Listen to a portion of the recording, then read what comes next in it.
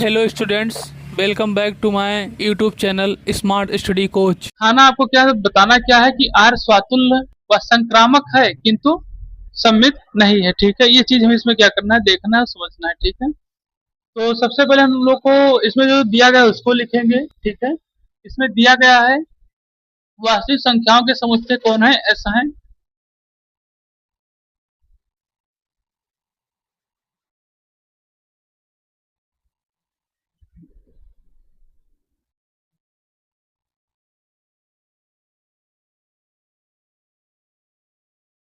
ठीक? और are equal to आपको जो दिया गया है इसमें,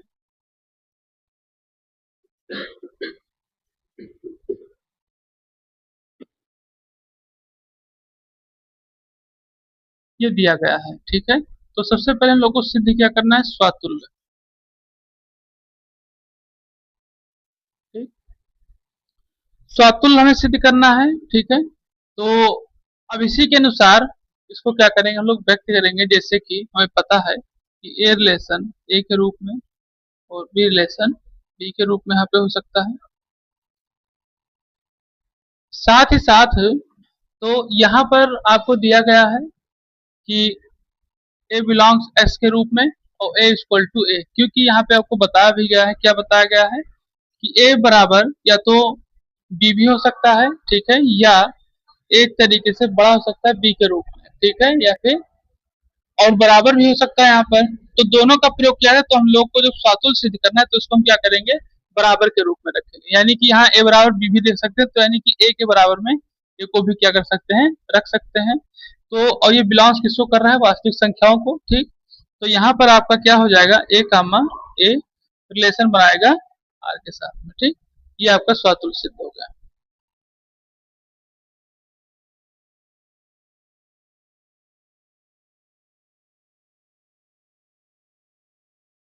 संक्रामक यहाँ पर क्या करेंगे, हम लोग सिद्ध करेंगे इसको। और तो ये हमें दिया गया है इसके नियम के बारे में। ठीक है, ये हमें क्या दिया गया इसके नियम के बारे में, तो हम लोग इसी नियम के अनुसार इसको क्या करेंगे, लगाना शुरू करेंगे। जो कि हमें ए कामा बी और बी कामा सी के रूप में क्या करना है, व्यक्त करना है। तो सबसे पहली चीज इसमें दिया गया है, उसके हिसाब से इसको हम रखेंगे। जो कि दिया गया है ए रिलेशन बी के रूप में और बी रिलेशन सी के रूप में। ठीक है, ये हमें दिया गया है। ठीक, और साथ ही साथ इसमें ए कामा बी जो है वो आर के साथ में, आर से संबंध है, परिभाषित भी है। ठीक है, लेकिन किसके साथ में, एस के साथ में तो बिलोंग्स करेगा ये एस को, और बी कामा सी भी बिलोंग्स करेगा एस को। ठीक, तो ये हो जाएगा आपका। फिर यहाँ पे आपको बताया जा रहा है हमें भी कि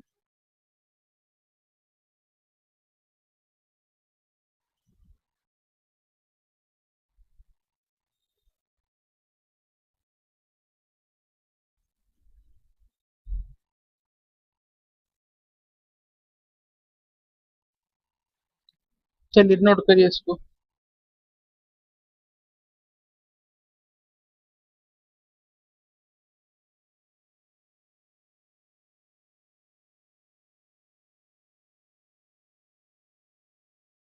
सबसे पहली चीज, ये तो आपका नियम है। ठीक है, दिया ही गया है कि अब यहाँ पे देखा जा रहा है कि ए कामा बी और बी कामा सी का प्रयोग, मतलब एक तरीके से सी का भी यहाँ उपयोग किया गया, क्योंकि यहाँ पे एक्स वाई और जेड के अवयव दिए गए थे। ठीक है, इस रूप में अवयव आपको दिए गए थे। तो सबसे पहले हमने रिलेशन बनाया आपका इसके साथ में। ठीक है, संक्रामक सिद्ध करने के लिए ए रिलेशन बी और बी रिलेशन सी के रूप में।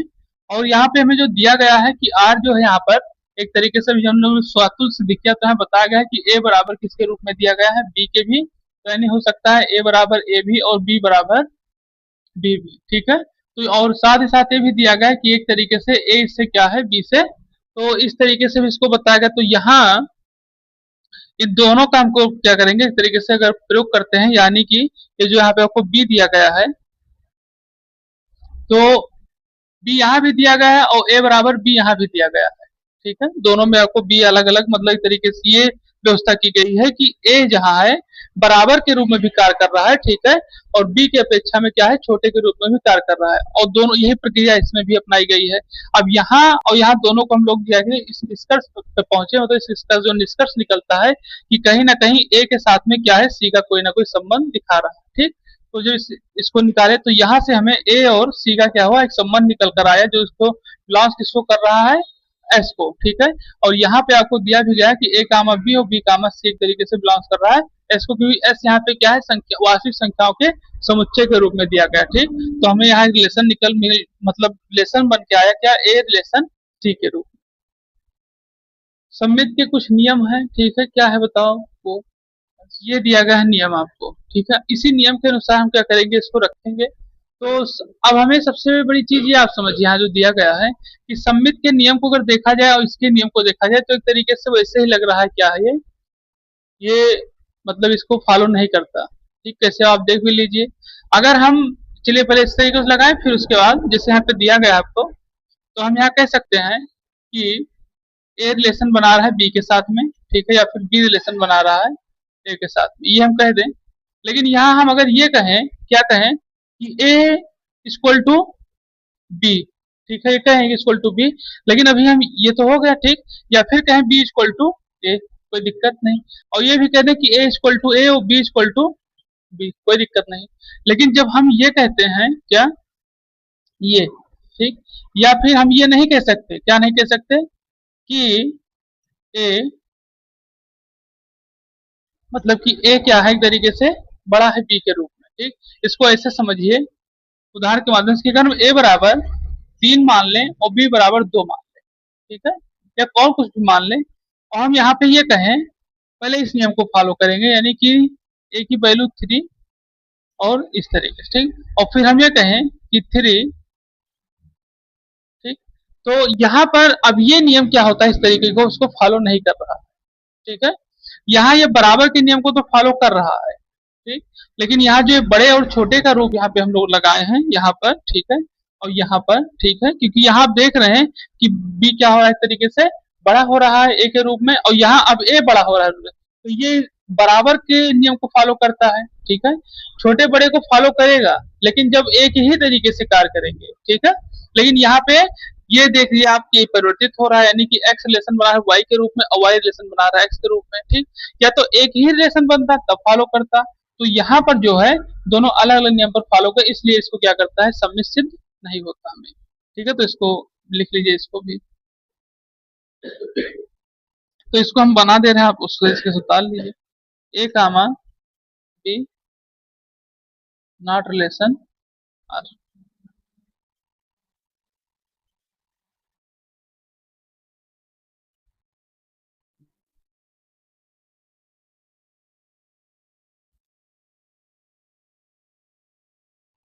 तो ये क्वेश्चन आपको दिया गया था, ठीक है, एक बार लगवा दें वीडियो पर। तो एक क्वेश्चन आपको दिया गया था A equal to A B C और बी इक्वल टू क्या दिया गया था 1 2 3, ठीक है। तो इसमें अगर देखा जाए हमने आपको कुछ दिन पहले फार्मूला लिखा था, ठीक है, जिसमें इसको अगर दिया जाए तो ये है एन ए, ठीक है, और ये है क्या एन बी, ठीक है। तो यहाँ पर एन ए क्रॉस बी का हमने आपको formula n A into n B का होता है, ठीक है। तो इसमें कितनी संख्या दी गई है आपको, दी गई है एबीसी और बी की दी गई है 2 संख्याएं, ठीक है। तो ये 3 और ये हो जाएगा 2, तो कितना हो जाएगा 6 आपका आ जाएगा, ठीक है। और आपको एक कॉम्प्लीमेंट पता होगा, ठीक है, शायद आपको फार्मूले के रूप में जो बताया जाता है समुच्चय में, यानी कि सेट सिद्धांत में आपको बताएगा कॉम्प्लीमेंट, जिसमें आपका होता है 2n की, जो कि पावर के रूप में लगता है, अगर आप लोग को याद हो, जो कि इस तरीके से है कॉम्प्लीमेंट के रूप में 2n के रूप में, ठीक है। इसको आप पढ़े होंगे समुच्चय सिद्धांत में, ठीक। और इसको हमने आपको बताया भी होगा अगर आपको याद हो, ठीक है। तो यहाँ पे ये होता है 2n और a क्रॉस b के रूप में, तो ये हो जाएगा 2 की पावर 6, यानी कि 64 इसका आंसर आएगा, ठीक। क्योंकि इसमें आपसे पूछा गया है कि संबंधों की संख्या पूछी गई है, ठीक है। तो संबंधों की संख्या यानी कॉम्प्लीमेंट पूछना गया है, तो यहाँ पे 2 की पावर n के रूप में आपका कितना आएगा 60, ठीक है, नोट कर लीजिए इसको।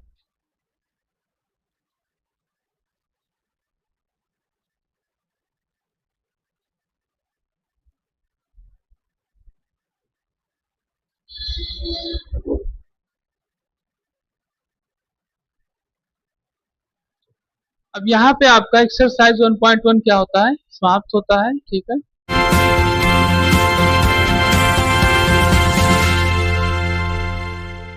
चैनल को लाइक करें, शेयर करें, सब्सक्राइब करें, कमेंट करें और फॉलो करें।